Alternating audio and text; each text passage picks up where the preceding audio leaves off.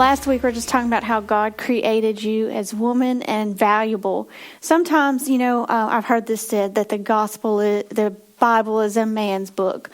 You don't really see a lot of the woman glorified, and that's just not true. God, that laced through the whole thing, you'll see women, significant women, throughout the Bible. Of course, everybody knows Esther.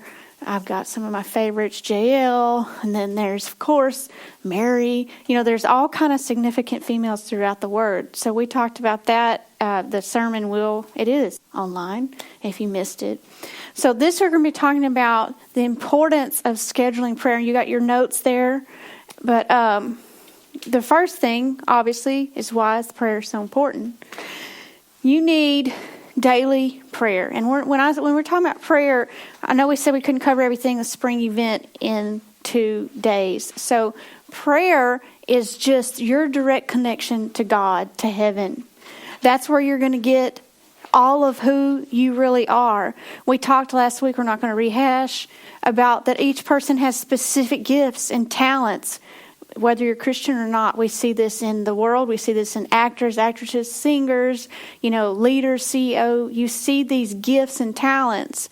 But as a Christian, when we accept Jesus, we're saying, we want you, we want your way, we want what you want for our life. We want to use these gifts and talents for what you had. And what actually, the world doesn't know this, of course, but whatever gift or talent you have could be severely amplified once you start connecting with God. I think about, I know we talked about Whitney Houston and joked last week, but I love music, even though I can't sing. Mariah Carey, I forget she sang some song, and the hair stood up, and I turned and I said, Josh, she's anointed. Like that, she has an anointing. And there are people, worldly or not, that have gifts and callings. So whatever we have, that our gift or our calling or who we are, we want to get that from God. And when you talk about prayer, sometimes it's kind of a vague term. Prayer is just simply talking to God. I'm kind of getting ahead of myself, but I go through my day and God is right here. I know we joke sometimes, we go to our prayer, we go to church. That's done. I've done my duty. Women are, I don't know if I'm a task-oriented person. I like all my tasks checked off. I've done this, I've done that. And so I've done that. I've been guilty of that, going, okay, I prayed. Good, check. Let's go drop the kids off. Check. Eat, check, And prayer is much more. It's about relationship. And the great, beautiful thing is that you have the Spirit living in you. God gave each of us a portion of His Spirit. It's living in you. He is living in you. And so when you take time to pray, you're inviting Him to be a part of your day. So I'll go through my day. When I wake up, if I do something awesome, I don't credit myself. Like, thank you, Jesus. I've come to the realization that nothing that I am is apart from Him.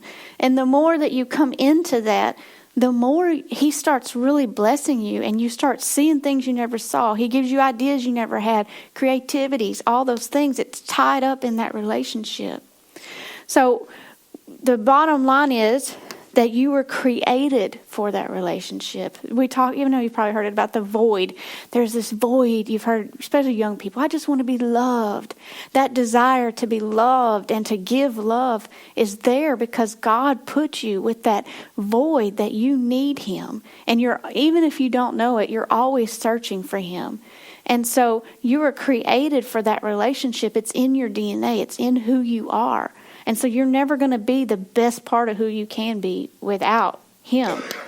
Luke 10:27 says, this is Jesus talking. They said, what is the greatest commandment? He said, you shall love the Lord your God with all of your heart, with all your soul, with all your strength, with all your mind.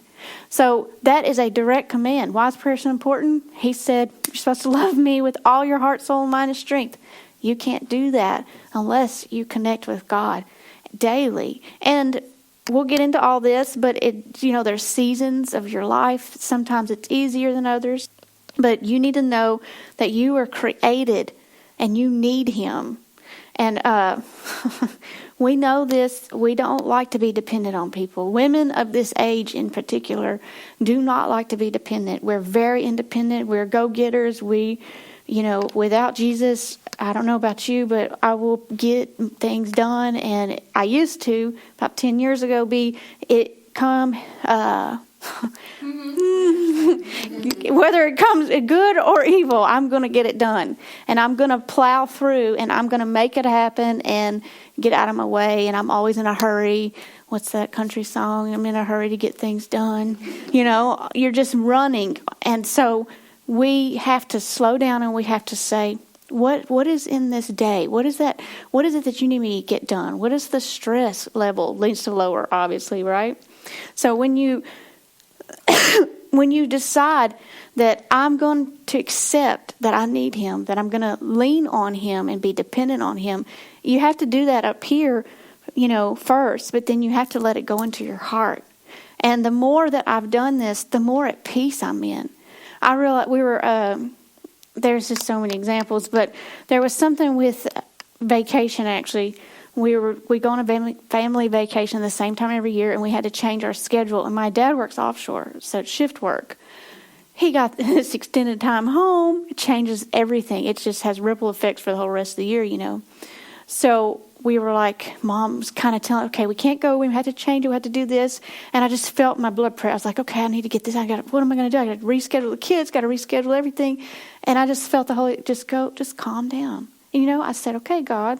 And when I'm at my house, I'm comfortable with them. They know God's real. I said, okay, God, putting it in your hands. And we all just kind of relaxed, and it all worked out. And nothing changed.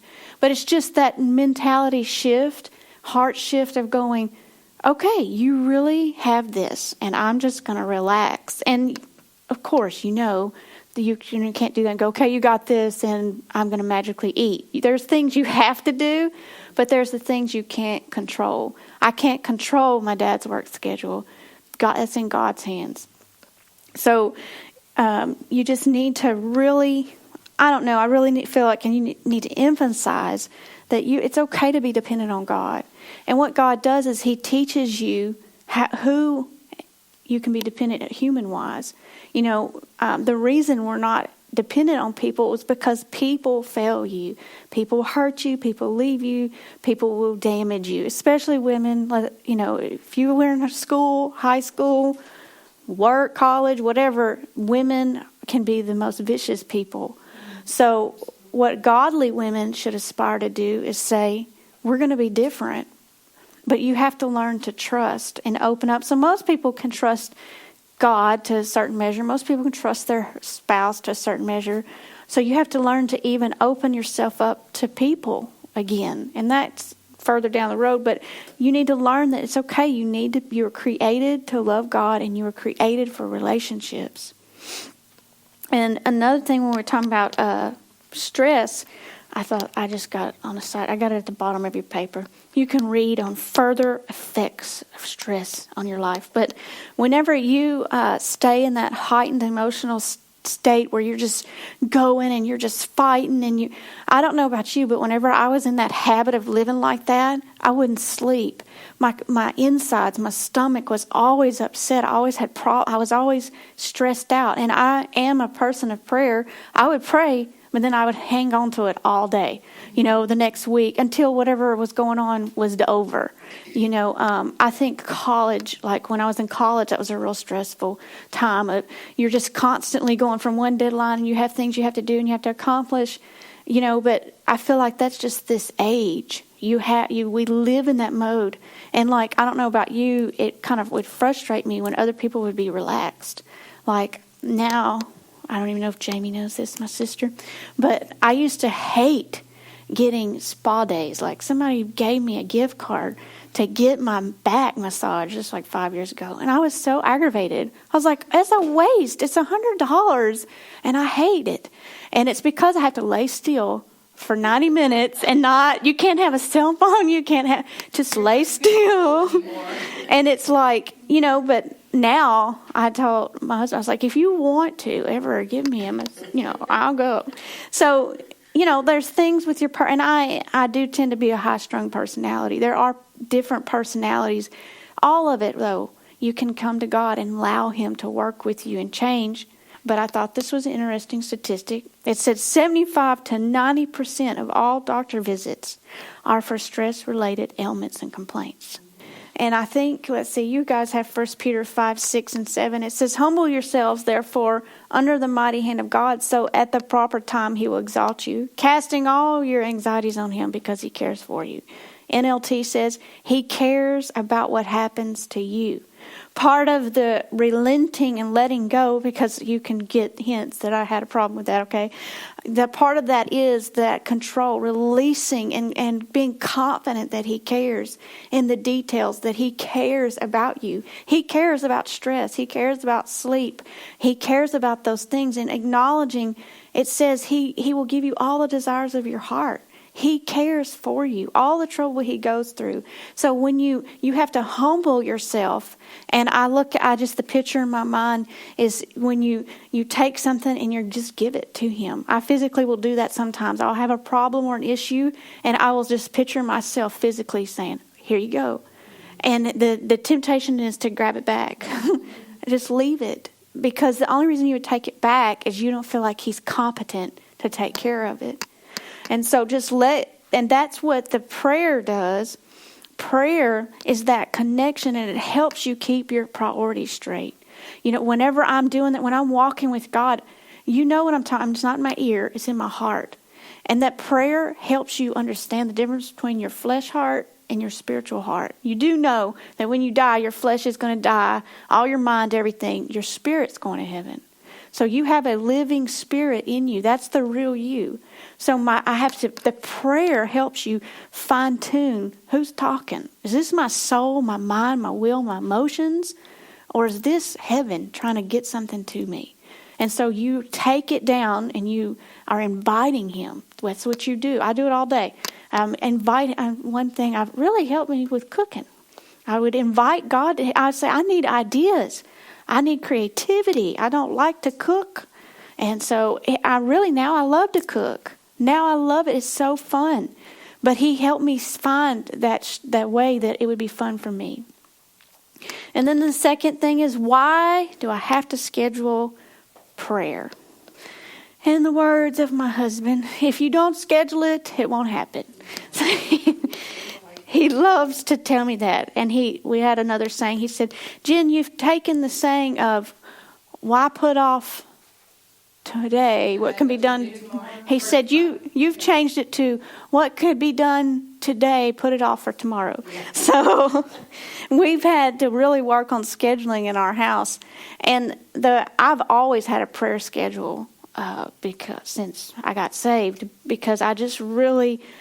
It's not something, I don't even credit to myself. It's like I had an understanding, I think it was supernatural, that I needed God. And then I had a mentor in my life that took me in and really helped me get that prayer life off the ground. So you have to schedule it because you got it on your paper. It ensures that what you want to happen will in fact happen. If you don't schedule it, it won't happen. B, of course, your relationship with God is the most important relationship in your life.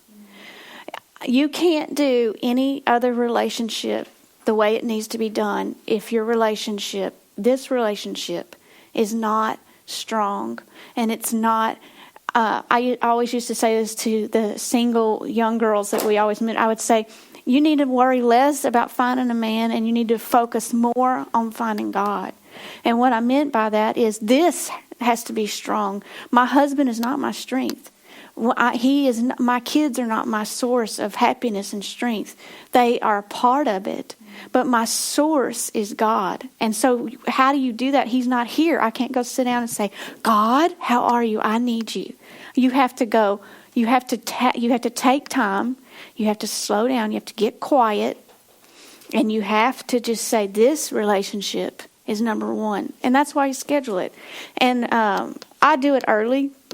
I do it like 5 a.m, but whatever works for you, you have to, we'll get into that. There are different seasons of your life. It was impossible when I had newborns to do anything. So it depends on your season of life. And you have to schedule prayer and you have to make it happen because, relationships take time to develop. It is no different with God. And it's a little bit harder, actually, because you can't physically see God.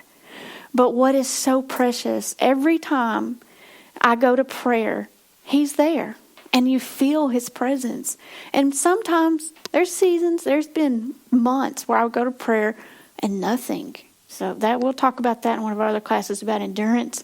There are times when you feel nothing. Just like in a natural relationship, you'll go through seasons where it is up here, it's awesome, nothing can go wrong. Then you go through, I'm in this strictly out of commitment. This ain't nothing more than commitment. And that's what you're going to do with God. And it's usually got something to do with that what's going on in the natural, what's going on in your life. It never has anything to do with God. He's never gone anywhere. So this relationship takes time. Prayer needs to become a daily habit, a routine, like a vitamin.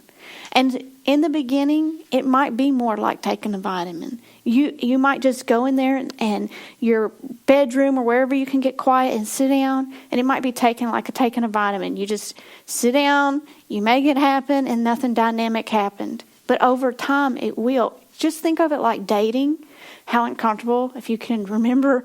I've been with Joshua so long, but that first going out with that person, you're nervous, you're butterfly, you don't know what to say. It's and you think, well, it's God. He has plenty to say, but you don't know what to do or say. What should prayer look like? How should it go? And so it matters, and it matters to God because he wants to get involved with you. So I give God, I'm going to give you what I do. You don't have to do it. And you never do anything just because another person does it. You have to be led what works for you. I give God a minimum of an hour. I call it tithing my time. I'm going to give you a percentage of my time. And I'm not going to do it. But if you break, the hours up, you can see where your time is. But Malachi 3:10, which he's talking about physical tithes. The Israelite people who he's talking to, they tithed everything. They gave God a percentage of everything in their life, 10%. He made an offering because they were supposed to give their firstborn child, son. He made an offering so that they didn't have to physically do that. So they gave 10% of every single thing that they owned. He says, put me to test, says the Lord of hosts, if I will not open the heavens for you and pour out for you a blessing until there is no more need. So what that says is when you come and you give him that as an offering, then he's going to give you more than what you need. So your time, you go, I don't have time for that. And I've always said, you don't have time not to. So whatever you're trying to get done in a 24 hours minus 8. So if you're trying that segment of time that you're trying to get things done, he will stretch that time. I don't know how to even explain it. If I skip prayer, then it's almost like my day gets away from me. When I pray, it's like I have more order to my day. It's supernatural. We can't explain it, but it's supernatural because he's getting involved with your life. So the third part, what does a schedule look like at this season in my life? So what I mean, the season is just like in the natural, there's fall, winter, summer, spring. I said completely out of order. But there's obvious seasons when things are happening. In a woman's life, there are seasons. When you're birth to 18, you're in your mama's house. You have that season where then you go to college, or maybe you start your career, maybe you get married. There's the motherhood season. So you have to look at, and then beyond when your kids leave, and grandmother season, there's seasons of your life. Things are happening. That's what I mean by seasons. So where are you at in that season? My kiddos are 5 and 6. Yes, they're almost 5, almost 6. And they're in pre-K. So before that, there was no possible way. 0, 4 years. So whenever they're little like that, they birth to 4 years, it was impossible, it seemed like, to pray like I'm used to. And you guys can understand, prayer at this point is like a drug. If I don't get it, I am a psychotic person, okay? It's like, my character, who I am, is so tied up in God that I really can get very flustered. All my old tendencies, they're just sitting there waiting to come back. You know that. So when I don't pray, they just creep up. And I always say, that's the real me without Jesus. Worse, that's who I would be. So when you stop praying, it just creeps. But it just creeps. Oh, sorry, that was hilarious to me. But there is a grace for that season. See what I'm saying? I'm in that season of motherhood. Roll back, birth, newborns. There is a grace for that season to get through that time. Grace is I didn't put that on your paper. Simply unmerited divine assistance given to humans for their rejuvenation. So there is a grace. When you have a baby, I feel like, especially as a Christian woman that's lived in the habit of being close to God, there's a grace to get through that. He's not you can't turn away and say, I don't want to be a mom anymore. Some do, but I'm saying you can't just walk out on that. You got to get through that. And so there is you're not going to be able to pray an hour. You're not going to be able to do everything you used to do. So that there's a grace. So whatever season you're in, there's a grace for that season. And so sometimes what we like to do is so we like to stay in that and use it as an excuse. Don't ride the mama wave too long, okay? For some of y'all don't ride that wave when it's crashed into shore and use it as an excuse. My kids, once they got to, they're 17 months apart.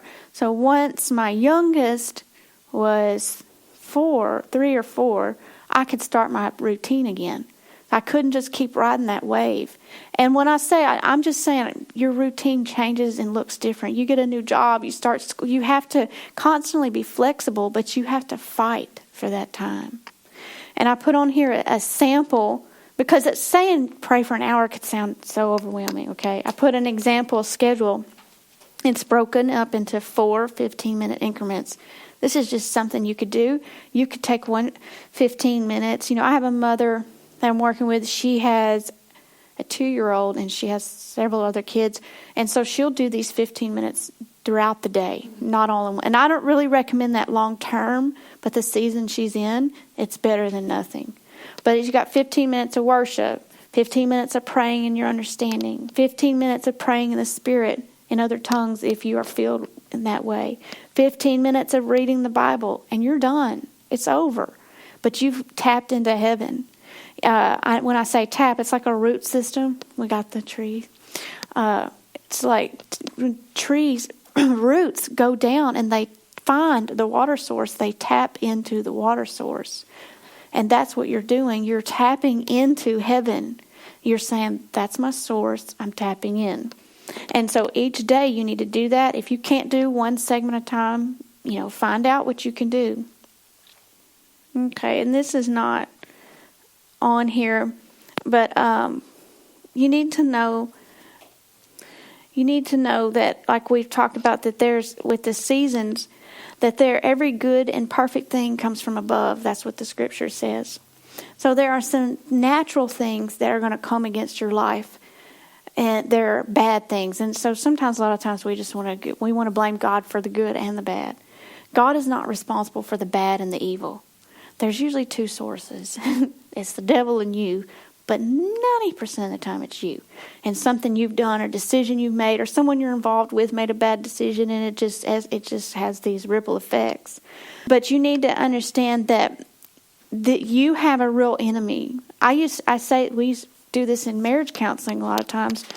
The devil doesn't care about you really as a couple until you get married. It's like people who live together, a lot of times it's like way more relaxing, and their relationship seems to be better. When they get married, come about a year later, it's like all of it breaks loose. And it's because the enemy hates marriage. He would rather you live together. He would rather you do those things. But what happens is, when you get married, you're now in a covenant, obviously, before God. And so he hates it. So he comes against that. So it's actually sometimes easier for couples. So whenever you are not praying, the devil doesn't give a rip. He doesn't care. But once you start trying to start a schedule and get serious, that's when the battle starts, okay? But we've defeated him. Do you understand that? We won through Jesus. So he doesn't really have any more power than what you give him. So if you make this commitment that I'm going to do this, I'm going to find a way, it's really crazy. God will get involved, and it is very supernatural.